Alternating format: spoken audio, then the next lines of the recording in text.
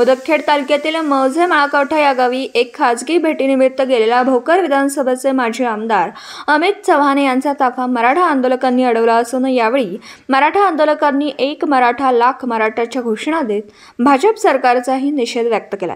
अमित चव्हाण यांच्या घेराव घालत मराठा आंदोलकांनी जोरदार घोषणाबाजी केली। दिनांक 1 एप्रिल रोजी संध्याकाळी चिकाळा येथून पुढे जात असताना माळकवठा येथे मराठा आंदोलकांनी मोठ्या प्रमाणात घोषणाबाजी करत राडा केला असल्याची माहिती यावेळी देण्यात आली। तालुका मुदखेड, जिल्हा नांदेडहून प्रतिनिधी अतिक अहमद। दिवसभरातील घडामोडींचा आढावा घेण्यासाठी पाहत रहा N24 मराठी न्यूज चॅनल।